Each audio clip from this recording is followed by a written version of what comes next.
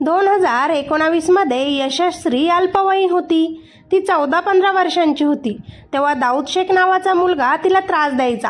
तिच्यावर त्याचं प्रेम आहे असं म्हणायचा, पण यशश्रीने त्याचं नाव तेव्हा घरी सांगून दिलं। घरच्यांनी त्याला समजावलं, पण तरी तो तिला त्रास द्यायचं बंद करत नव्हता। म्हणून उरणमधील यशश्री आणि तिच्या कुटुंबाने त्याच्यावर तेव्हा FIR दाखल केली होती। या प्रकरणात दाऊद शेख याला तुरुंगाची हवा खावी लागली होती।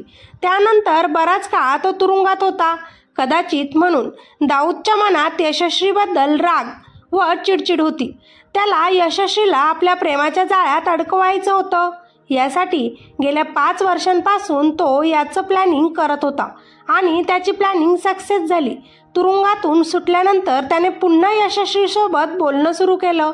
आपण केलेल्या कृत्याची माफी मागितली, तिच्याशी परत मैत्री केली आणि आपल्या प्रेमाच्या जाळ्यात तिला अडकवलं आणि तिनेही त्याला माफ केलं आणि त्याच्या प्रेमाच्या जाळ्यात ती अडकली गेली।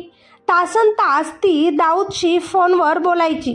ज्या दाऊदला यशश्री आणि तिच्या कुटुंबाने तुरुंगात पाठवलं होतं त्याच्यासोबत यशश्री आता संपर्क ठेवत होती। यशश्री तिच्या कुटुंबासह उरण येथे राहत असून ती बेलापूरमधील एका कंपनीत काम करत होती। गुरुवारी दिनांक 25 जुलै सकाळी कामावर निघाल्यापासून यशश्री बेपत्ता होती।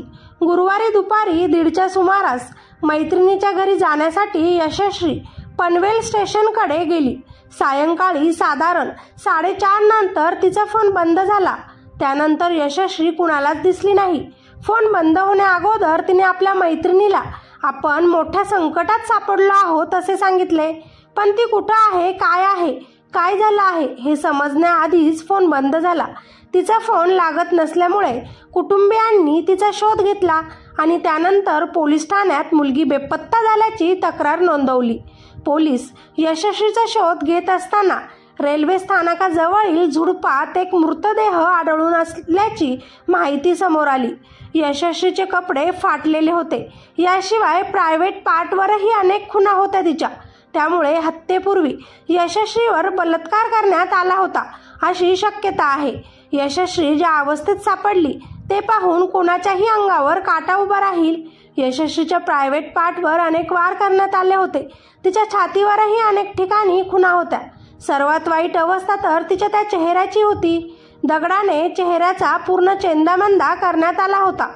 तपास करणाऱ्या पोलिसांनी दिलेल्या माहितीनुसार 25 जुलै रोजी जेव्हा यशश्री बेपत्ता झाली त्यानंतर तिचे कॉल रेकॉर्ड तपासण्यात आले होते। कॉल रेकॉर्डमधून अनेक धक्कादायक गोष्टी समोर आल्या आहेत। CDR मधून मिळालेल्या एका नंबरवर यशश्री बराच काळ बोलत असल्याचं दिसून आलं। या नंबरवरून यशश्रीला कॉल येत आणि जातही होते।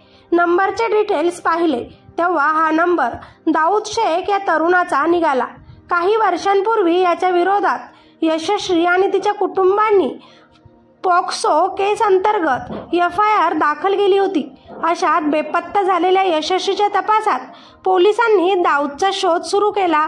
तरुणी बेपत्ता झाल्यापासून दाऊदचा सुद्धा फोन बंदच होता, पण पोलिसांनी खूप शोधाशोध केली आणि दाऊदला शेवटी अटक देखील केली। अजून त्याने गुन्हा कबूल केला नाही, पण यशस्वीच्या घरच्यांनी स्पष्ट आरोप त्याच्यावर लावला आहे। त्याला फाशीची शिक्षा व्हायलाच हवी हे देखील तिच्या घरचे बोलत आहे। त्यानेच आमच्या मुलीला फसवलं, अगोदर त्रास दिला आणि नंतर प्रेमात तिचा फायदा घेतला। तिला त्याच्याकडे बोलवून त्यानेच तिला मारलं। माझ्या मुलीमुळे त्याला जेल झाली होती, म्हणून त्याचाच बदला त्याने असा घेतला असेही तिच्या घरच्यांनी सांगितले। सध्या तर आपण बघत आहोत की यशस्वी शिंदे या मुलीची हत्या झाल्याचे 26 जुलै रोजी रात्री उघडकीस आल्यापासून सगळीकडे खळबळ उडाली आहे।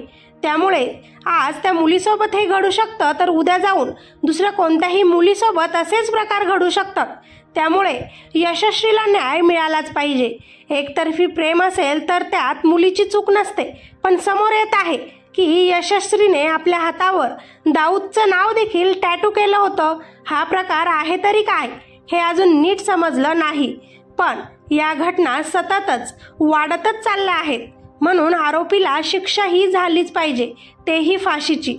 तुम्हाला काय वाटतं, हा खरंच एकतर्फी प्रेमाचा प्रकार आहे का की बदल्याचा? मला नक्कीच कॉमेंट करून सांगा। व्हिडिओ आवडला असल्यास लाईक नक्की करा आणि हो, चॅनलवर नवीन असाल तर सबस्क्राईब करायला देखील विसरू नका. भेटूया काही नवीन अपडेट मिळाल्यानंतर. धन्यवाद.